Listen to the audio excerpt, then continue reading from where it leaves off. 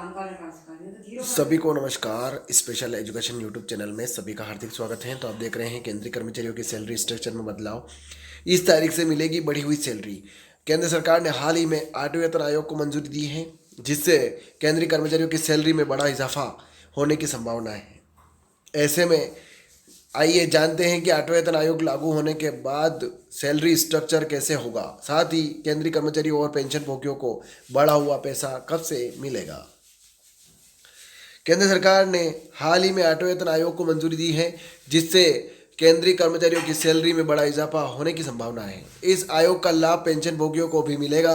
सामान्यतः वेतन आयोग सैलरी और पेंशन में 15 से 30% तक की वृद्धि की सिफारिश करते हैं। ऐसे में आइए जानते हैं कि 8वां वेतन आयोग लागू होने के बाद सैलरी स्ट्रक्चर कैसा होगा, साथ ही केंद्रीय कर्मचारियों और पेंशन भोगियों को बढ़ा हुआ पैसा कब से मिलेगा।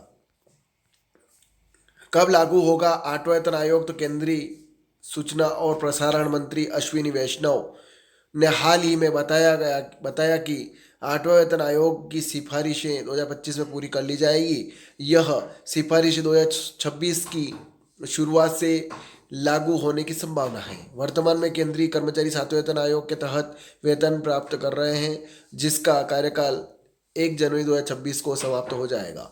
बढ़ी हुई सैलरी पेंशन कब से मिलेगी, तो एक्सपर्ट के मुताबिक 8वें वेतन आयोग की सिफारिशें 1 जनवरी 2026 से लागू होगी।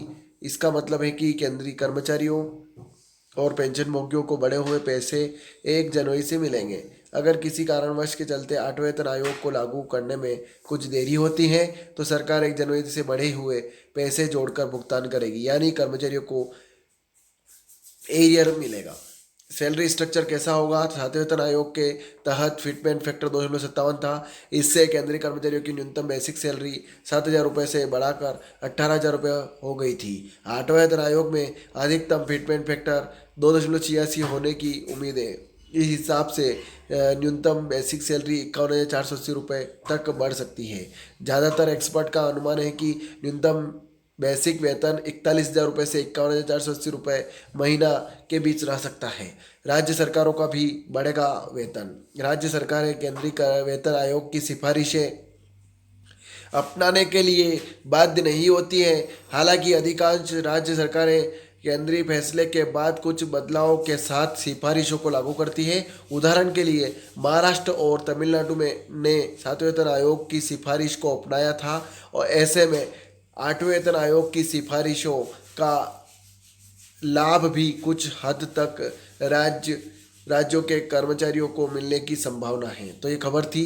ज़्यादा से ज़्यादा शेयर करें, लाइक करें, कमेंट करें आपको खबर कैसी लगी। और अब स्पेशल एजुकेशन यूट्यूब चैनल में पहली बार विजिट कर रहे हैं तो चैनल को सब्सक्राइब जरूर करें। जय हिंद, जय भारत।